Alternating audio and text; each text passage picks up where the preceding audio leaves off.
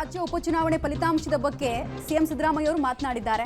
ಬಾಗಲಕೋಟೆಯಲ್ಲಿ ಕಾಂಗ್ರೆಸ್ಗೆ ಅಭೂತಪೂರ್ವವಾದಂತಹ ಗೆಲುವು ಈಗಾಗಲೇ ಸಿಕ್ಕಾಗಿದೆ.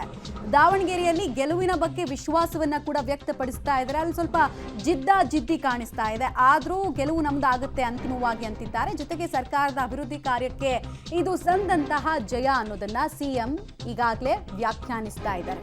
ಗೆಲುವಿಗೆ ಸಂಬಂಧಪಟ್ಟಂತೆ ಸರ್ಕಾರದ ಆಡಳಿತ ವೈಖರಿ ಏನಿದೆ ಅದಕ್ಕೆ ಕ್ರೆಡಿಟ್ ಅನ್ನ ಜನ ಕೊಟ್ಟಿದ್ದಾರೆ ಅಷ್ಟೇ. ನಮಗಂತೂ ವಿಶ್ವಾಸ ಇದೆ, ದಾವಣಗೆರೆಯಲ್ಲೂ ಕೂಡ ನಮ್ಮ ಅಭ್ಯರ್ಥಿ ಗೆಲ್ತಾರೆ ಅನ್ನೋದನ್ನ ಹೇಳಿದ್ದಾರೆ.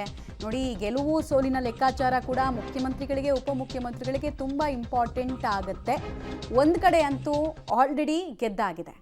ಸ್ವಲ್ಪ ದಾವಣಗೆರೆಯಲ್ಲಿ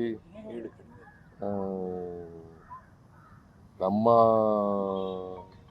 ಕಾರಣದಿಂದಲೇ ಸ್ವಲ್ಪ ಲೀಡು ಕಡಿಮೆ ಆಗ್ಬೋದು. ಆದರೆ ನಾವು ಗೆಲ್ತೀವಿ, ಅಲ್ಲಿ ದಾವಣಗೆರೆಯಲ್ಲೂ ಕೂಡ ಗೆಲ್ತೀವಿ, ಬಾಗಲಕೋಟೆಯಲ್ಲೂ ಕೂಡ ಗೆಲ್ತೀವಿ. ಪಂಚರಾಜ್ಯ ಚುನಾವಣೆಯಲ್ಲಿ ಕಾಂಗ್ರೆಸ್ಗೆ ಓವರಾಲ್ ಹಿನ್ನಡೆ ಆಗ್ತಾ ಇದೆಯಲ್ಲ ಸರ್, ಎಲ್ಲ ಸ್ಟೇಟಲ್ಲೂ. ಈಗ ತಮಿಳ್ ವೆಸ್ಟ್ ಬೆಂಗಾಲ್ನಲ್ಲಿ ನಮ್ದೇನು ಇರಲಿಲ್ಲ, ಅಸ್ಸಾಂನಲ್ಲಿ ನಮಗೆ ಎಕ್ಸ್ಪೆಕ್ಟೆಡ್ ರಿಸಲ್ಟ್ ಬಂದಿದೆ. ಜನರ ಆಶೀರ್ವಾದ ಏನು ಮಾಡಿದ್ದಾರೆ ಅಲ್ಲಿ ಅದನ್ನು ನಾವು ಒಪ್ಕೊಳ್ತೀವಿ. ಕೇರಳದಲ್ಲಿ ನಮ್ಮ ಎಕ್ಸ್ಪೆಕ್ಟೇಷನ್ಗಿಂತ ಹೆಚ್ಚು ಸ್ಥಾನಗಳನ್ನು ಗೆದ್ದಿದ್ದೀವಿ.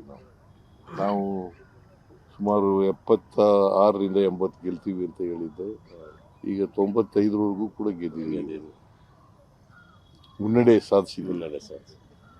95 ವಿಧಾನಸಭಾ ಕ್ಷೇತ್ರಗಳಲ್ಲಿ 95 ವಿಧಾನಸಭಾ ಗೆದ್ದಿವಿ.